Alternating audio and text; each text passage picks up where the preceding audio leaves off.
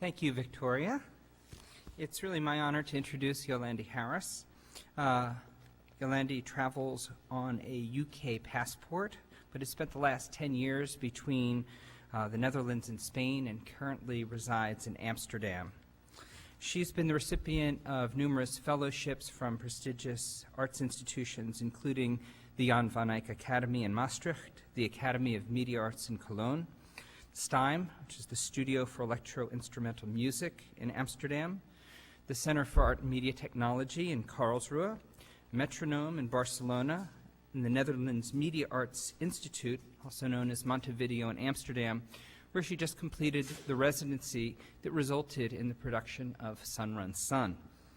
And those are just a few of her many fellowships. She studied music composition, theory, and performance at the University of Edinburgh and Dartington Hall, and she earned her master's degree at Cambridge University in architecture and the moving image in the School of Architecture. She was awarded scholarships to study music composition with Louis Anderson and Lou Harrison, among others, and she has had her compositions interpreted by the Municipal Orchestra of Barcelona, Evan Parker, Joanne McGregor, and Composers Ensemble. Her work has been exhibited, performed, and presented throughout Europe, Australia, and the U.S. In the last month or so alone, she has exhibited, performed, or lectured at Montevideo and Amsterdam in an exhibition called Territorial Phantom, and also gave a lecture there. Her work was performed at STIM, and she also gave a lecture there.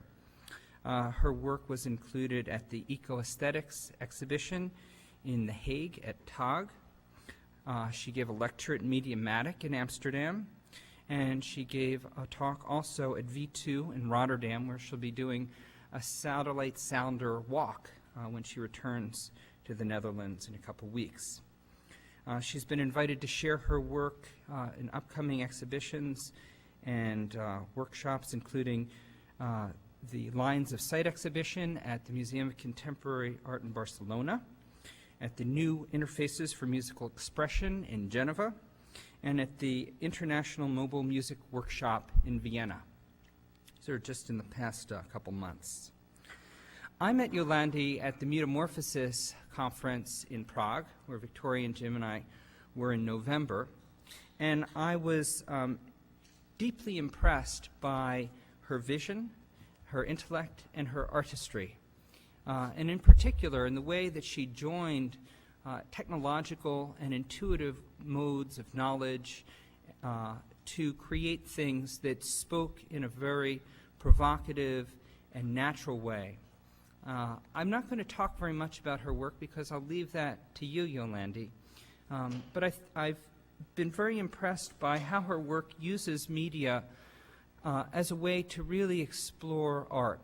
It presents itself in a way that has a real depth of feeling. One feels very engaged in one's location, in one's body, and in the relationship between body and location. So with that, Yolande, welcome to UCLA. We look forward to hearing your talk. Thank you.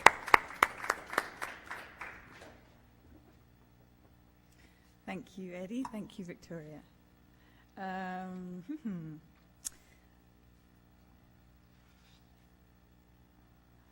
going to present the most recent piece called Sun Run Sun, which I've developed over the last 5 months today. But I'm going to show a couple of pieces, two other pieces as background to give an idea of where this concept came from and why I'm developing it. And those pieces go back to 2005. So before I do that, I'm just going to show you the satellite sounder. I don't know if this is going to work for the streaming, but I'm going to show it over here.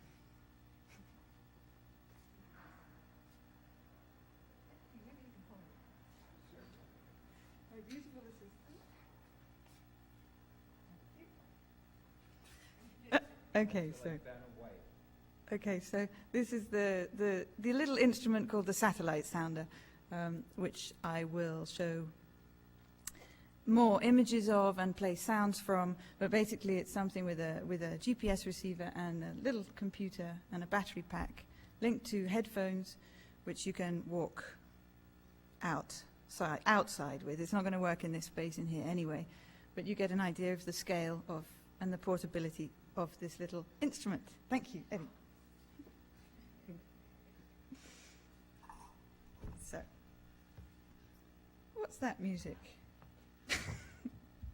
Sounds good. It sounds good. Okay. So,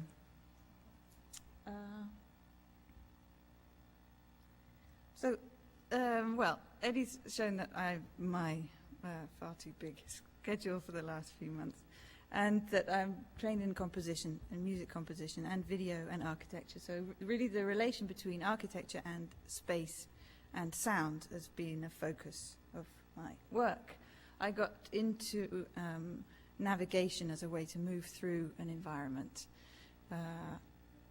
And different forms of instruments, electronic instruments in particular, can take a sort of a spatial idea of an instrument where you might walk or move through an instrument to control the sounds, which means that an audience member might actually be playing the instrument rather than a virtuoso musician, if you like.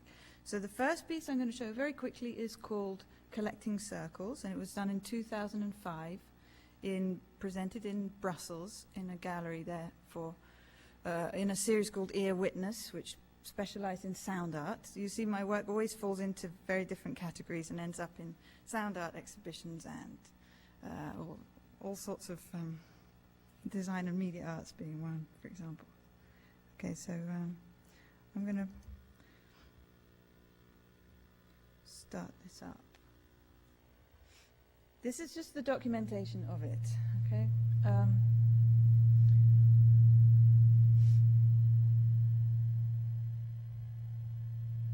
You see the space, the gallery space emptied completely, and around the central column are 4 speakers which act panning the sound around the space, around in circles around that column. The relation was to a lighthouse. You'll see further on in the talk that lighthouses are a form of navigation that I started to look into, but I was interested in turning the light signals into sound signals in some way and seeing what that does to your perception of a space and sort of an immersion in a space that is not blackened out. You really see the space and feel it, but it's full of sound. So the sound bounces, the waves really bounce off this hard surface of a gallery space. Is not a traditional softened acoustic space that music or sound art is usually presented in, and I was really using those reflections to play. So there are 2 light sensors in the space that detect the change in light levels that come through the light wells on the ceiling there. They control 2 sine waves that beat next to each other as the light levels change. So I've mapped that here just straight to the coordinates of the mouse, so just to give an idea, for example. Then here, across the space, there are light sensors here linked to a laser beam here.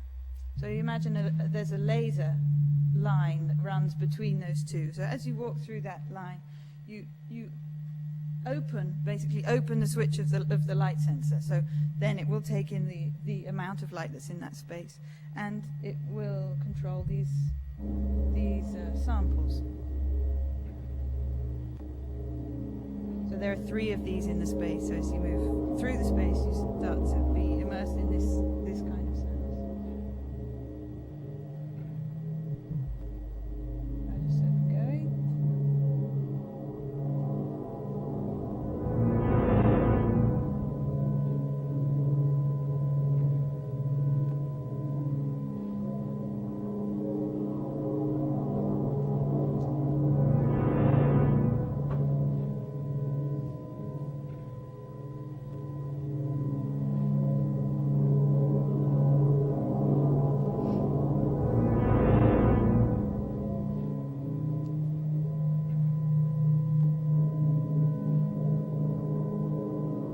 So people who experienced this said things like they had all sorts of images that came to mind, like water. They often were related to water. For example, waves, people dropping a pebble into water and the rings that you get. Some people said it made them feel quite ill because it's very intense physical sound.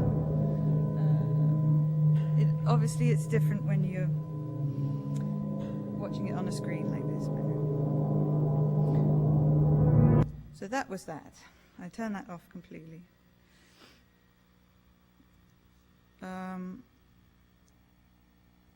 In 2006, after that residency in the Jan van Eyck in Maastricht, where I made that piece, I was invited to do a fellowship in Cologne in the sound department. And it was a nice opportunity. I had 8 months to research my own work, and with no pressure to make a piece at the end. So it was really about developing new ideas. So I was interested in exploring further the relation between landscape and sound and new technologies, which led me to this piece called Taking Soundings, which I'll show some images of here.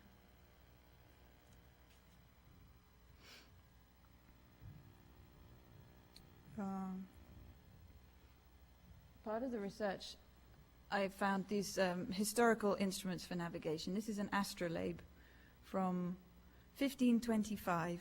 It's built in Nuremberg, and it's handheld, and it's basically a small computer, if you like. It contains an enormous amount of information about the position of the planets.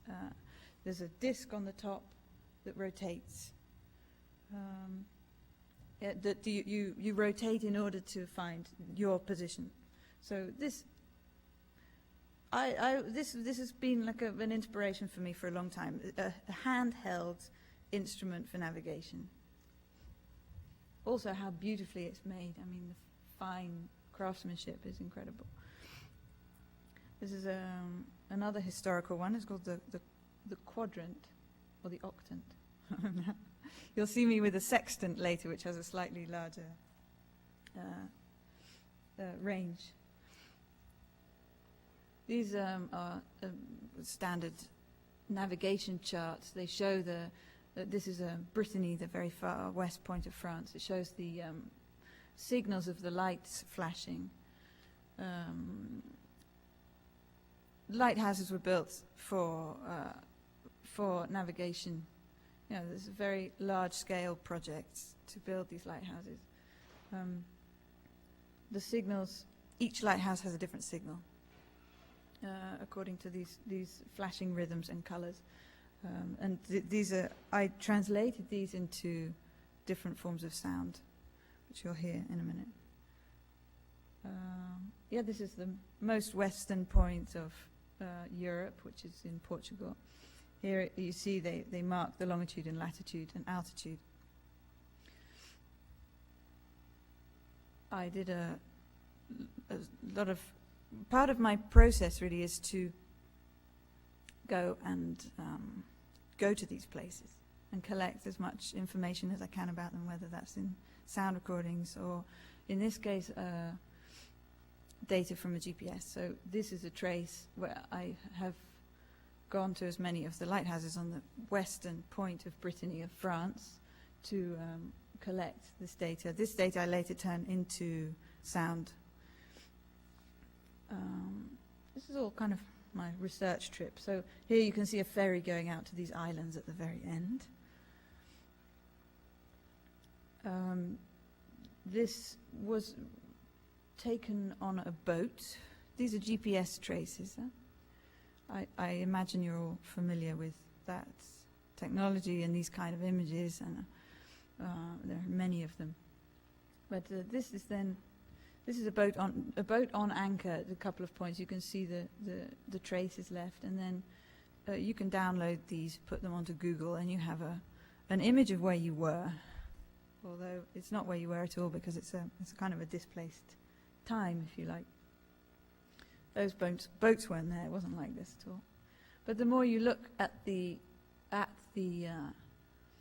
traces, you start to see that it shows the directions of the wind and the amount of drift that the environment introduces to such a thing. This is you can see the anchor in the middle there. That's the point that the boat is moving on. These are quite inspirational for me because they contain a suggestion of weather or environment.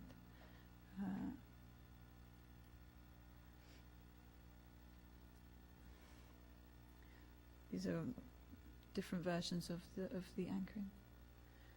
This is the same image as the previous one, but with timestamps on. So just to show the relation between the line as an image and the time that it's taken to make that image. Very relevant to work with graphic scores, for example, or musical production is the use of time, development over time. So these lines for me also contain a very temporal element that I use in the translation to sound. This I like because it gets windy here. This is very clear. Another Google image. This is a sail in Holland. I'm very interested in the errors that the GPS makes. Errors obviously here because I can't sail over land. So there's a sort of an accepted agreement that we all believe that the GPS is accurate. It's made for accuracy. The increased accuracy means that we have to do less and think less about where we are. But in actual fact, I mean, it's a process that's very mobile, that's going on all the time. It's all about movement. I'm moving. The satellites that you take the data from are moving, and the Earth is moving. And in actual fact, what you might think is a located point is probably not so fixed as one would like to believe. So based on that, the following things, I mean, movement comes up a lot in the work coming up. I decided to learn how to navigate in the old style. This is a sextant I'm holding, so you have to imagine me. I'm practicing here, sitting on the grass. I have to imagine me on a boat, a moving surface, and I'm looking at the sun through these shades, through a telescope, and I'm measuring the height of the sun above the horizon. I then have to look at these kind of tables. These are thick books that you have to go through that tell that you calculate based on the degrees and the time, the exact time that you take the sight. I won't go into detail in that, but it's just to give an idea. You might take, this is a view through that sextant. I'll show you a video in a minute. Actually, I'll show you the video now, because it's nice.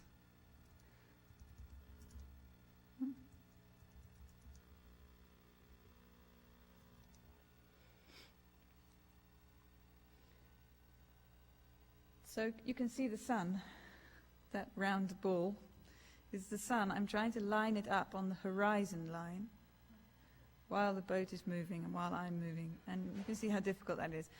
So once the lowest, it's called the lower limb of the sun, sits on the horizon, I then have to take the exact time to the second, and then that's my reading. But I have to do that, say, sun run sun is the name of a technique of this kind of navigation, where you take the main site at noon, one site a couple of hours before and one site a couple of hours afterwards, and through the calculations you determine where you were during the day to approximately a few miles. So that's the kind of accuracy you get from this. And bear in mind that you're very reliant on the weather in order to see the sun or the stars, so you might not see it for a few days.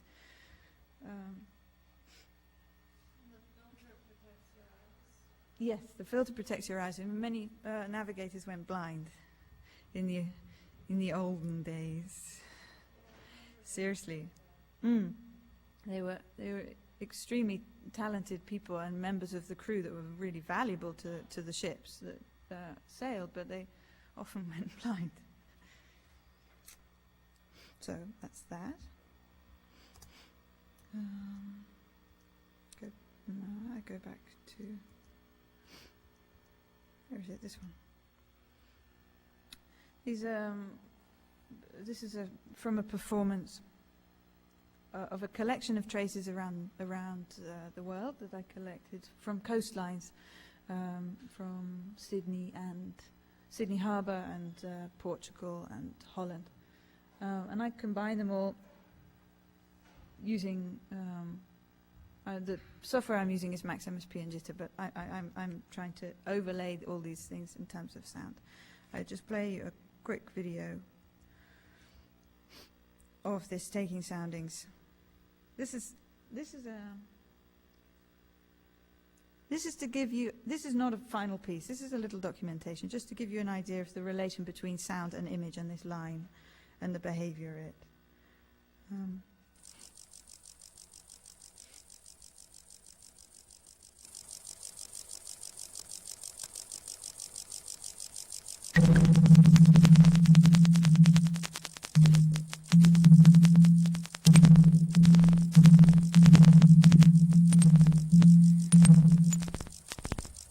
This is actually all the errors of a GPS that's sitting in a static space. It's not moving, but it thinks it's moving. It's calculating that it's moving.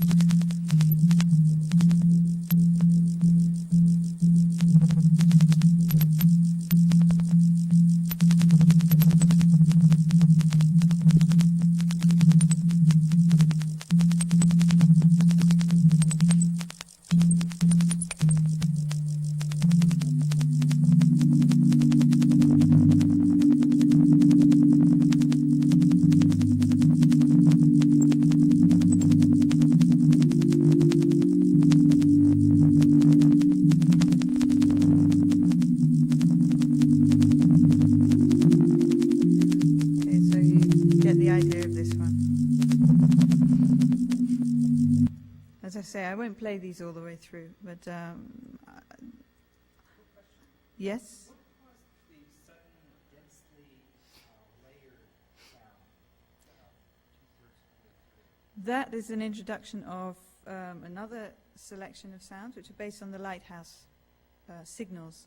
So I collected the signals of 8 lighthouses on the Brittany coast and turned those into sounds, literally taking the signal, the number of flashes per minute they have, and compressing them so that they describe a sound wave.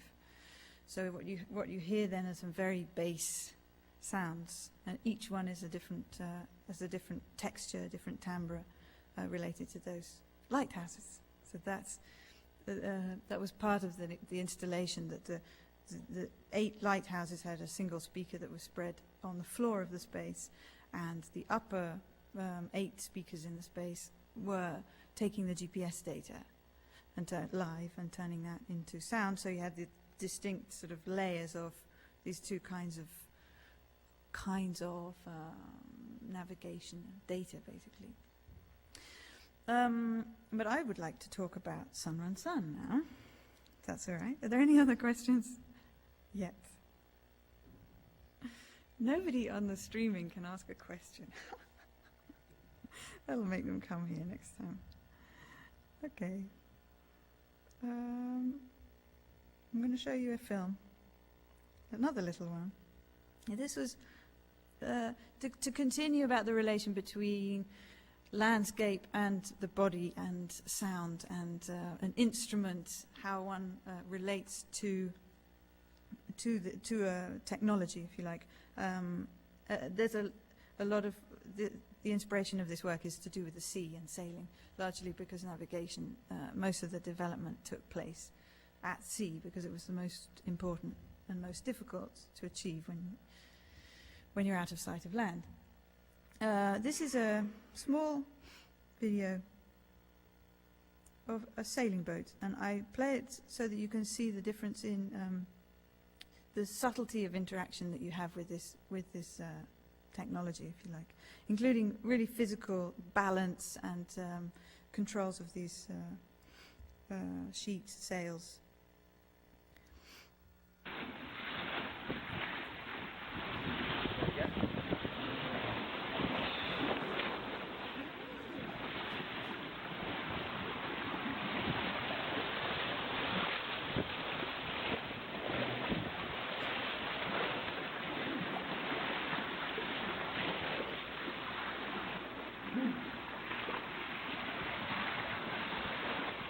Really balancing against the wind and the sails, the movement through the water, and two hands and feet pulling up against it. This kind of interaction. This is a small racing boat that is very fine-tuned. So every little change in position is crucial to the speed. And the performance of the boat. That kind of precision interests me because I think musicians, for example, have to work with great precision in time, over time, with this technology. Sailing boats are ancient technology as well. I mean, this is very primitive. This is classic, really. No, I'm not going to show you that one. I'm going to show you back to... No, come on. Back to this one.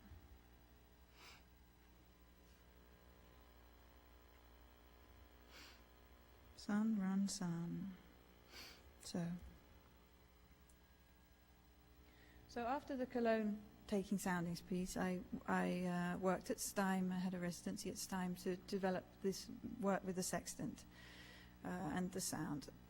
Then I was invited to do artist residency at the Netherlands Media Art Institute in Amsterdam, which was a completely different thing because that was a production residency where they had a production budget and expected me to produce a piece by the end of the 4 months. So I had identified by this time that I wanted to take this piece further by making an instrument that enabled you to walk out. An instrument in some way equivalent to the handheld astrolabe from Nuremberg. I looked into all sorts of... let me show you this. I don't know, you probably can't see this very well. You're not really intended to read the detail of it. This is just the production schedule as it turned out. So over the 4 months, divided into 3 sections, really. The first 6 weeks, which took far longer than I had imagined, was to find the people to help me to develop this in the length of time with the budget that I had. I had to really search because I had a lot of negative comments that it would be very difficult to make anything of that small size. Another suggestion was you should use available technology of mobile telephones with built-in GPS, PDAs with built-in GPS, this kind of thing. Then there were issues about the software development, how on earth that could work in an open way, that I wanted to build software that would run on this machine, on this little instrument, but also be able to be developed by me and other people on other platforms. So it was a standalone open source GPS data parser, for example, was something I really wanted. I didn't want to be restrained by the software of the mobile phones, for example. All the provider, all the costs of that. That was something different. I didn't need any kind of network connection because the piece was not about communicating with others whilst walking. It was really about the location of yourself in relation to your environment and these sounds and these satellite data.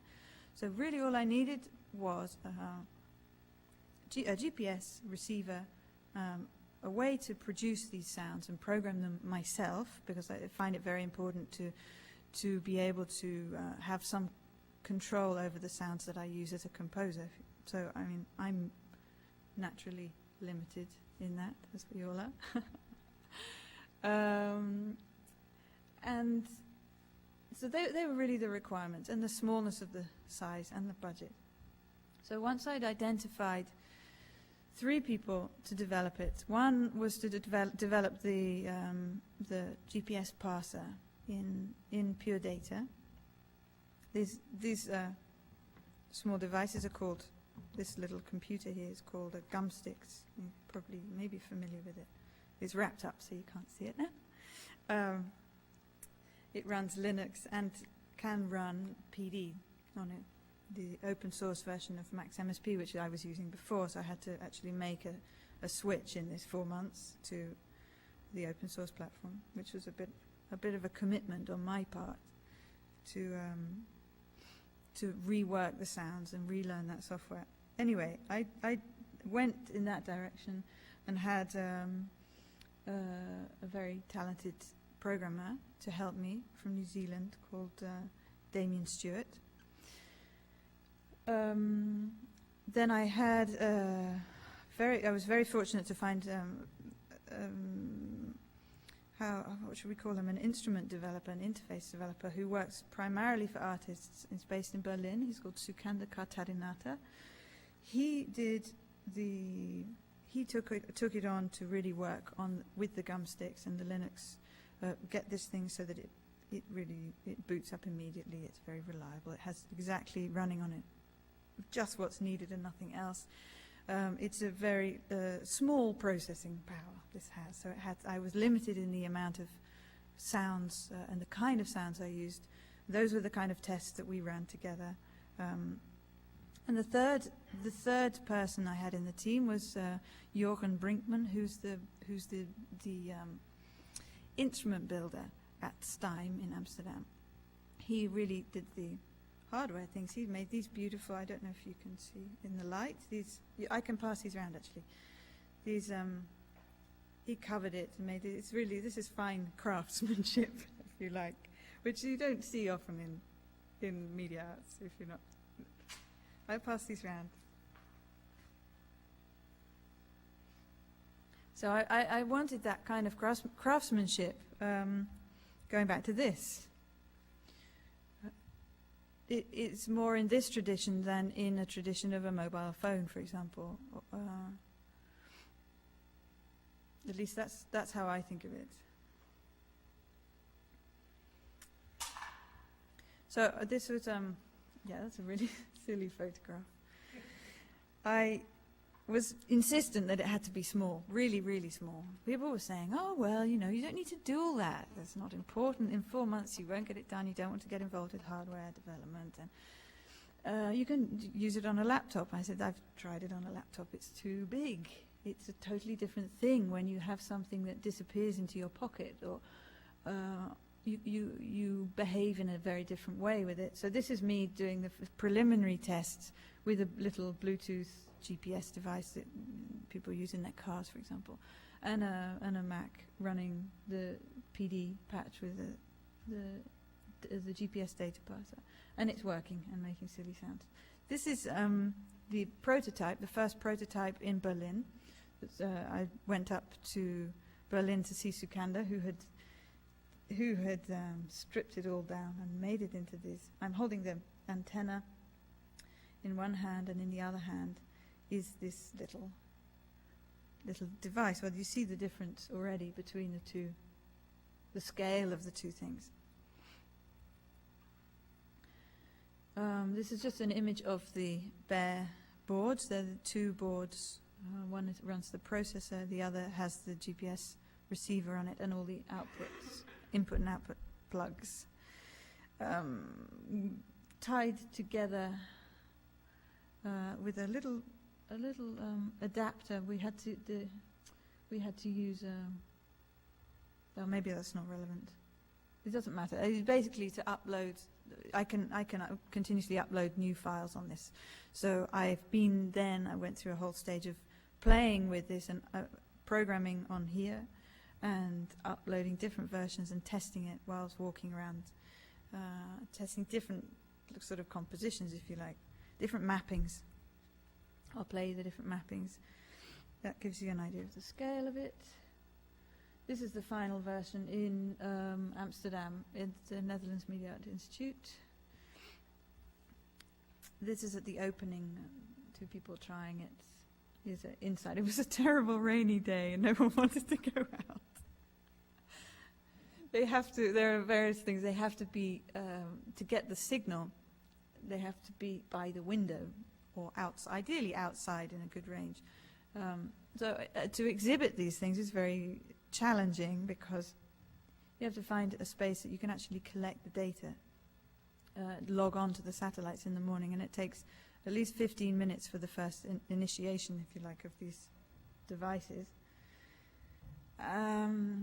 So part of the challenge I've discovered during working was during the exhibition, the first week of the exhibition, was actually the challenge of getting the people who run the exhibition to understand how to charge the batteries at night, how to replug it in the morning, how to collect the rights, make sure that it's got the data, and how to tell people coming into the exhibition that they can walk out with it. These were things that I had thought would go quite smoothly, but they turned out to be a larger obstacle than the hardware development, for example. These were quite fun, really. And then this is an installation. I'll tell you this, and then I'll show you the data. How am I doing for time? Yeah, I'll show you the data processing and play you some sound as well. This is in the same exhibition. There's an installation version upstairs of this piece. So it's kind of the inverse of these little satellite sounders. One room that I stripped out completely, so there's nothing in it but these six hanging speakers facing towards the window, and between the window is this stripe of data that is scrolling up. This is the live data. In the space is by the window up at the top, you can hardly see it, is a GPS receiver, and it's taking the data live, and you hear the satellites moving overhead, basically, is the idea. It's the Sunrun Sun is a collection of works. It's not one particular thing. It has different instantiations, if you like. So I've been also doing a couple of performances of this and other talks. There's an installation version, and then there are these private walks. There are demos and this kind of thing. So I don't think of it as existing as Sunrun Sun as an installation or one form. It fits various forms, and it's more about they relate to each other in some way. Okay, I'm going to show you now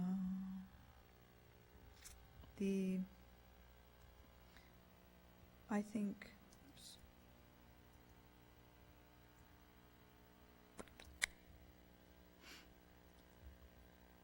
I won't go in much detail with this. This is the GPS parser. There are two forms of data that I decided to use. There's quite a lot of data. It's not just longitude and latitude that you get. If you take the raw NMEA data, it's called, then there here you can see there's latitude and longitude, various other things, the altitude, the date, the time. But there's this data called the GSV data, which takes it has four values. The first number is the satellite number. So each GPS satellite has a number. There are about 32 of them. So an identification number. I'm taking 6 at a time. The second number is the elevation. The third number is the azimuth, so that gives you the position in the sky of this satellite. And the final number is its signal strength, signal to noise ratio. So those are the 4 numbers that I'm dealing with. But I take the 6 strongest satellites that come into range. And each time one drops out, like I just did then, drops out, then the new one comes back in. And it's replaced by a new one. So so I have the parser running. I can run it from a Bluetooth device. I can read a file, which I will do now in here. And I connect via this to the sound patch, which I have various different versions of this. I take the GSV data, which is this satellite, those 4 figures of the satellite data, and the RMC data, which is really the longitude and latitude. I think of these as different layers. One is a calculated position. My longitude and latitude tells me I'm here. That's calculated from the data of the position of these 6 satellites. So the one is an idea of a fixed position. That's me, which is what we always think of as the GPS gives us our position.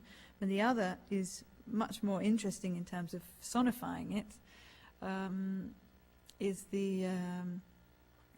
these moving satellites, which really give an idea of motion. Well, I don't need to show you the kind. Well, I can show you. I won't be embarrassed. This is no. I mean, this is not about being embarrassed. This is the most that it can take in terms of these little things, a little oscillator, phaser. I've tried all sorts of different combinations of these sounds that combined by multiplied by 6, they just run on the little satellite sounder. So it's very simple. I play you some sound.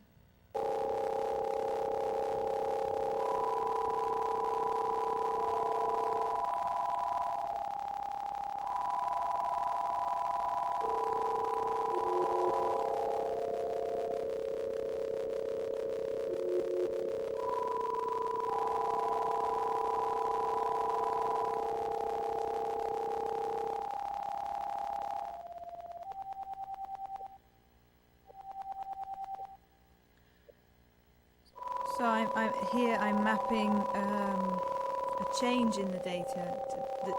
Instead of having the sound continue in a plane, if you like, that gets boring pretty quickly in terms of sound. You just start to lose it. You don't hear the changes so well. So what I've done is what I preferred. The more I played with it was to take when the satellite changes, it starts to describe an envelope of the sound. So you'll hear sounds coming in and out, if you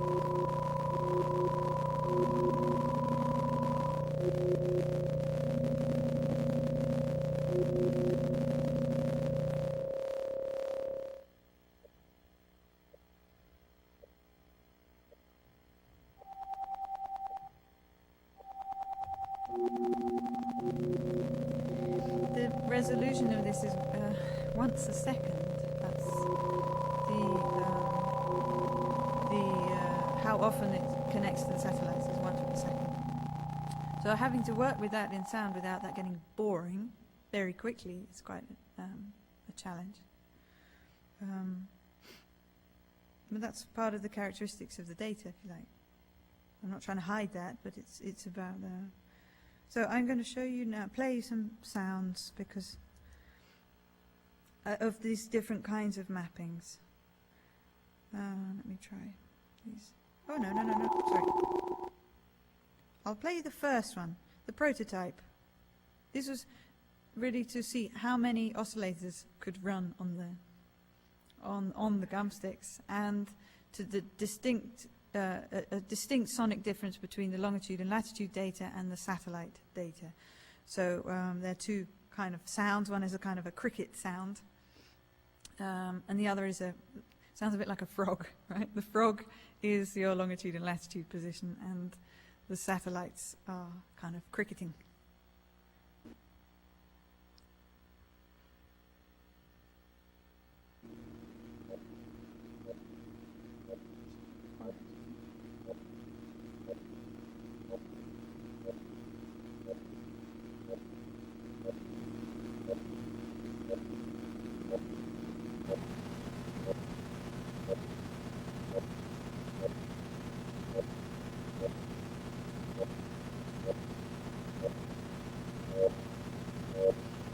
You can already hear the differences. The frog changes its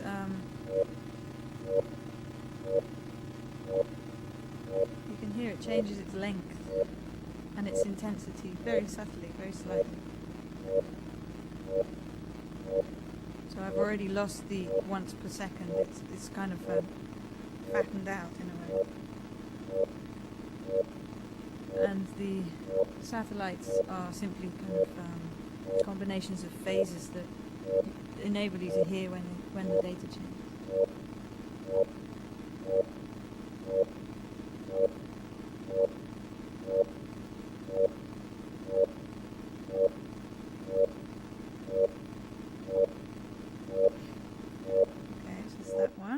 This is my blog, by the way, so you can get the blog of this particular project.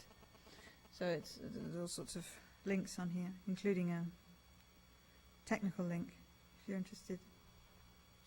So I tried other kinds of mappings of this data to really see what worked in a way whilst walking. There's another one.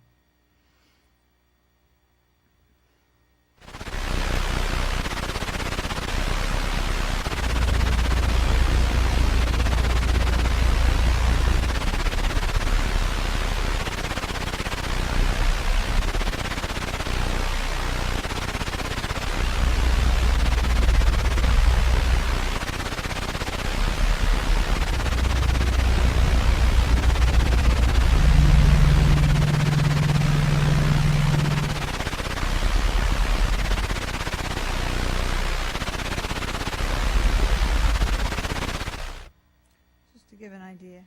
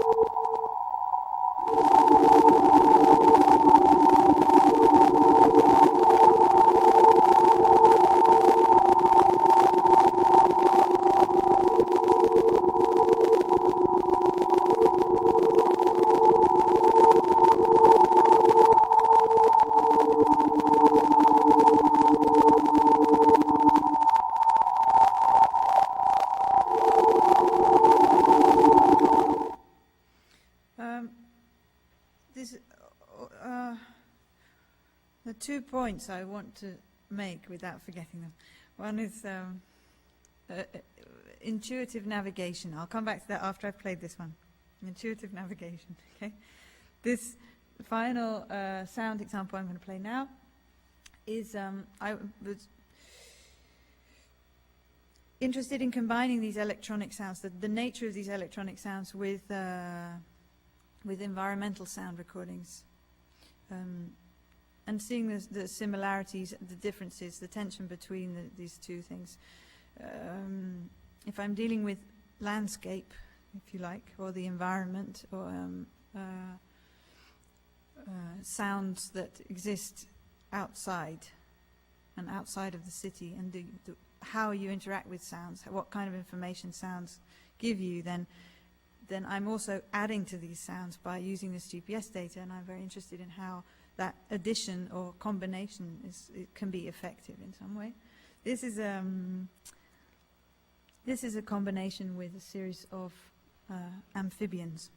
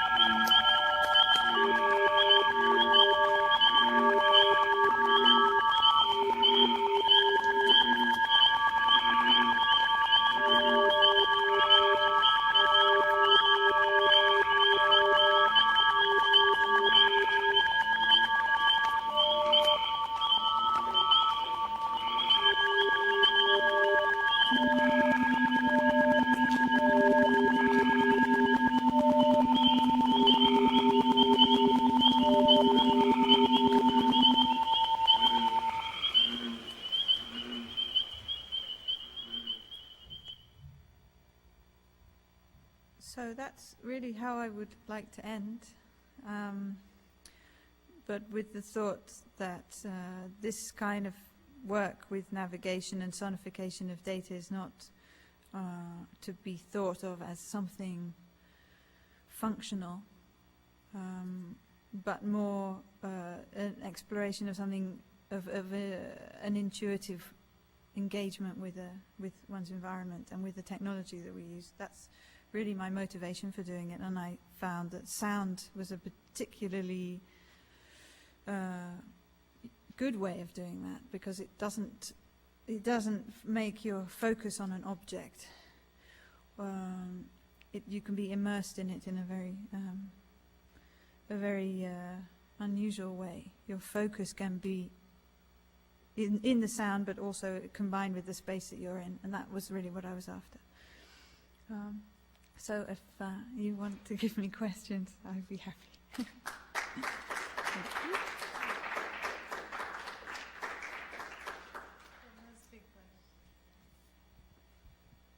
Any questions? Is this working? Hello? It is? I think so. This mic's on.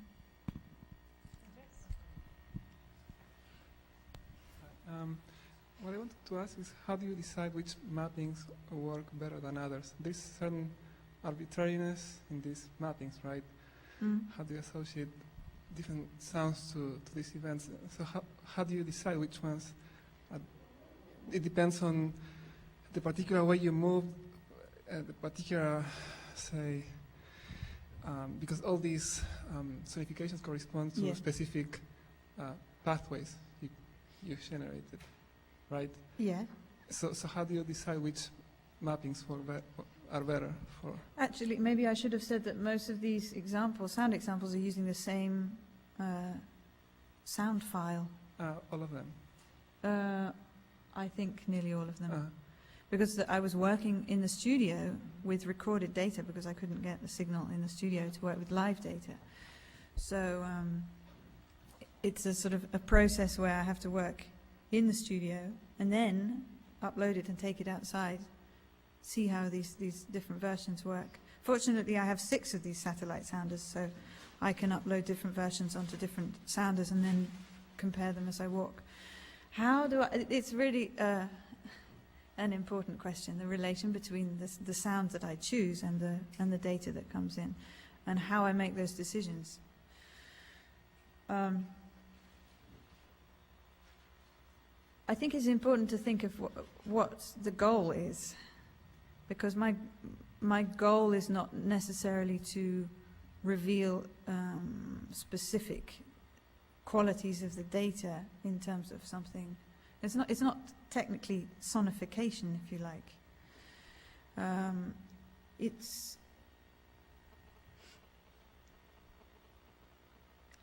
I really did it by trial and error.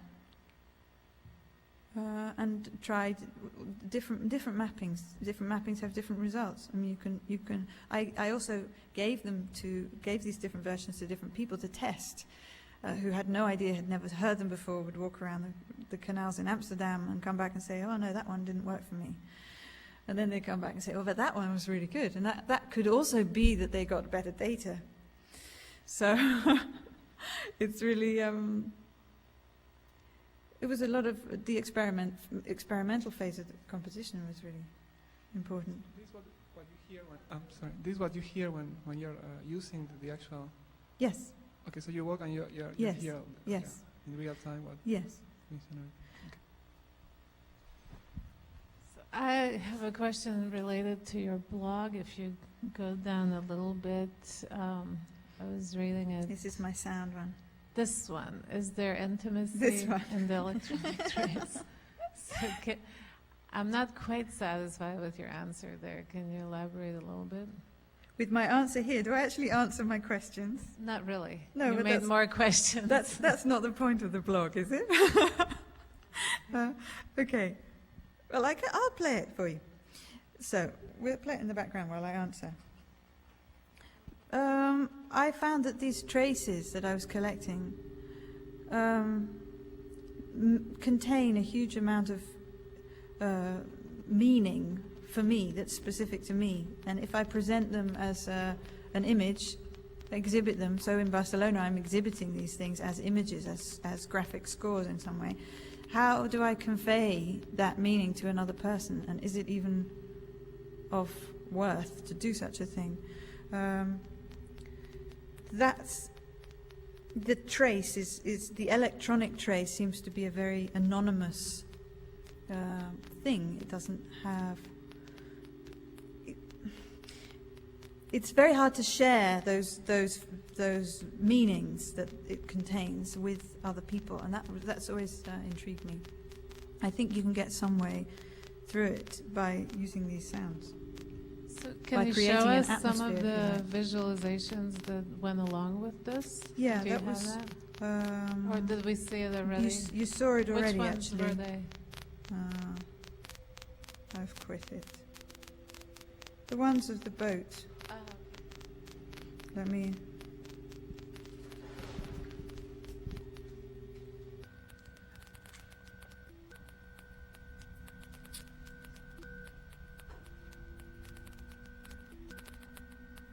For example, this one. This one, for example.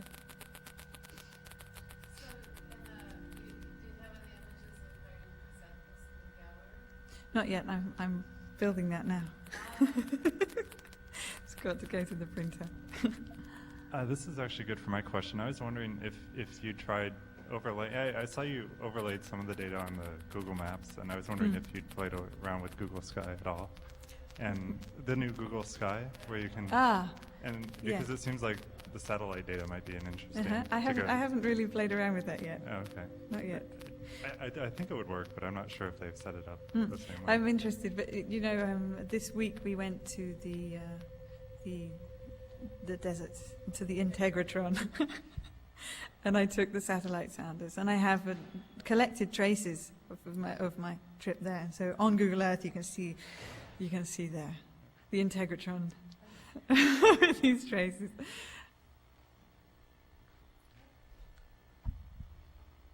It seems like the project fits in between pure auditory display and pure data-driven aleatoric musical composition.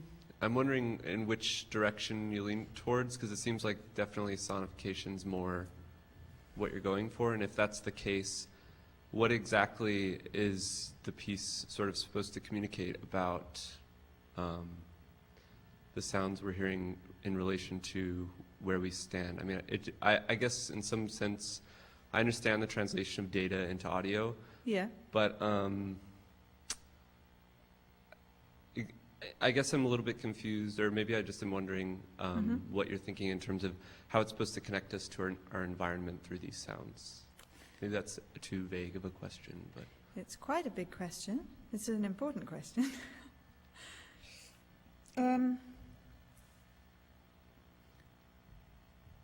I'd like you to try one. That's the best way. There's only so much you can say about the experience you have through sound. That's why I play a number of sound examples for you to give an idea of the decisions made, the compositional decisions made. For me, it is about music. It is about a compositional experience, a music experience. so it's not so much like, I guess, auditory display. It's more No. it's more of a musical expression, Yeah. and you're just sort of using the data creatively. It's not really Yeah. necessarily supposed to speak to you very directly about the data. Absolutely. Okay. Absolutely. So you could take that data and other people could translate it in many different ways, of course. That's one of the reasons I developed the GPS parser as an open source parser, so that people can use it and easily access that data and make whatever sounds they want with it. But I've chosen, partly for the technical limitation of the device, but also out of choice, these very simple sort of almost retro sounds, and played with those limitations, which is it's a compositional decision in a way. And as a composer, I find that a real challenge, to play with these very simple sounds and yet make something of interest, and something that to my mind and to people who have enjoyed the experience. I'm not saying everybody likes it, because some people just don't have the patience for it or don't tune into it in some way, but I have had some very positive comments with how people feel their experience of moving through a space has really changed by walking through with these sounds.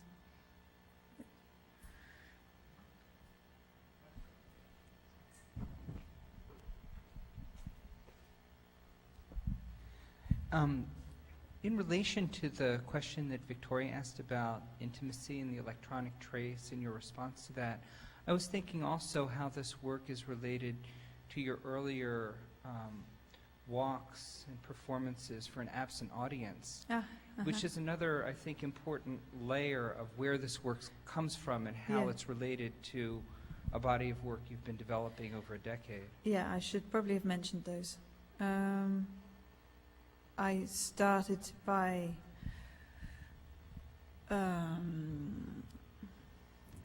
I did two pieces. One was a walk for 4 days, dealing with what it is like to have a public that is not there. Sorry, that microphone. You're dealing with that right now. Yeah. Exactly. My public is absent. Maybe not. But maybe not, you see? So, no, I have a public here. But this is about a really absent public. This is about nobody. Okay, so I would be talking to nobody now. Okay, so the first was a walk across Dartmoor, leaving traces, so leaving sound sculptures that I made from materials I found on the way, and so in various places, so that other people, when they stumble across it, are the audience, if you like. So they're the absent audience, the absent public. Then I took that further, and I joined a delivery of a yacht from Florida to Bermuda. It went on to Plymouth. I was supposed to continue, but I just did 7 days. So this is across the Bermuda Triangle, the Sargasso Sea, which is where ships disappear. And that was my absent public. But that was a little bit more difficult, because they're really absent then. So that piece ended up being a collection of diaries and notes of things. But that's really developed into these ideas of an individual experience of a space. Well, do we get to try it? Of course. Great. Thank If you you. like. if nobody's walked off with it, where is it? Yeah, really, where is it? And it'll take about 15 minutes. Who's got it? Oh my God. Well, let's just thank you. Thank you.